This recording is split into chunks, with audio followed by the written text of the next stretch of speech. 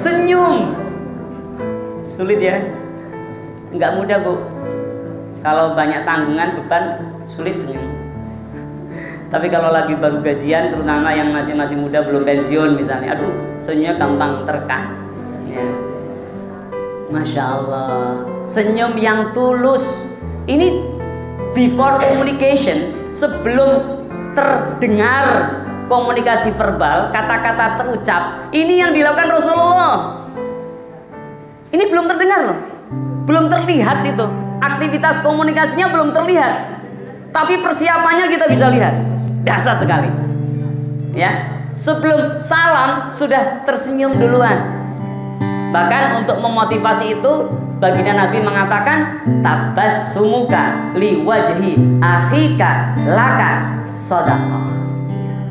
Senyummu untuk saudaramu, orang lain di sekitarmu adalah sedekah. Masya Allah. Jadi mulutnya diangkat, ya, senyumnya itu kan ujung bibir kanan kiri naik ke atas, dikit aja dengan banyak-banyak. Nanti ya jadi seperti yang lain kalau banyak-banyak gitu. Allahumma sholli ala Muhammad. Nah, senyum itu luar biasa. Berapa banyak Bapak Ibu penelitian tentang senyum saja itu. 2022 kemarin, tahun kemarin ada sebuah penelitian melibatkan 4.000 relawan hanya ngurusin masalah senyum. Padahal sebelumnya sudah banyak penelitian, tapi namanya orang pengen detail.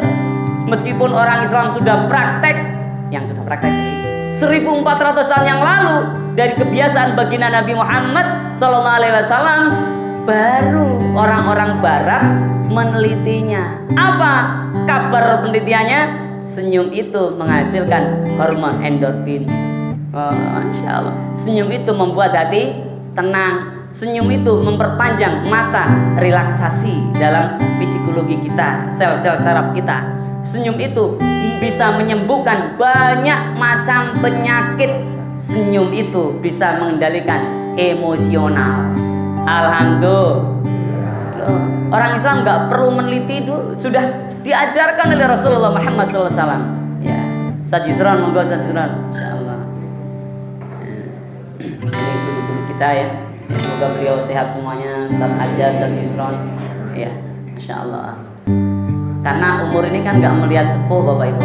Betul ya? Betul. Kalau ucapan selamat ulang tahun itu kita perlu ingatin. Ya, selamat berkurang umurnya, berkurang jatah hidupnya. Ya, Masya Allah. Ya, kita nggak tahu kapan Allah jemput kita. Harapannya Allah martim lana bil husnil khotimah. Amin. Ya Allah, akhirkan kami semua husnul khotimah.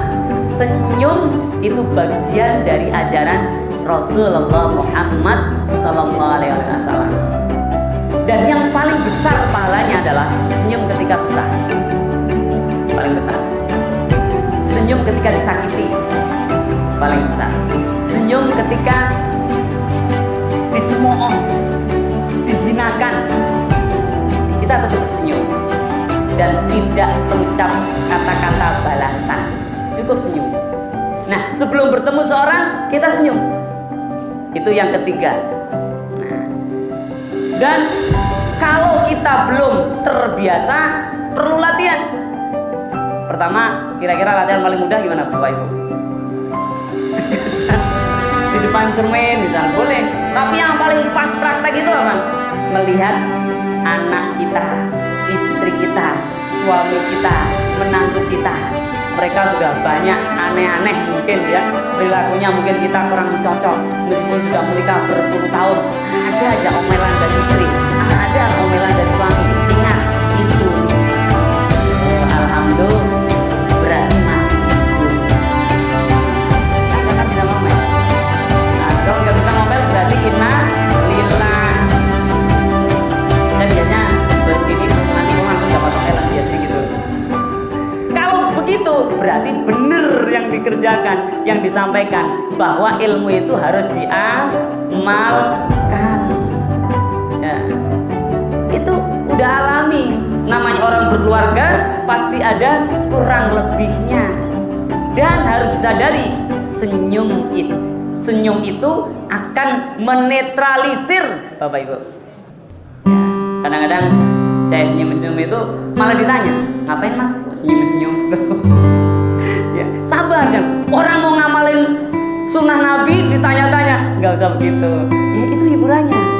Berarti ada tambahan pahala untuk kita. Alhamdulillah. Siap tersenyum semua ya. Alhamdulillah. Masih sakit senyumlah, nggak apa-apa. Karena mengurangi rasa sakit itu. Ya, ya bisa pengganti kata flam. Ya, Masya Allah.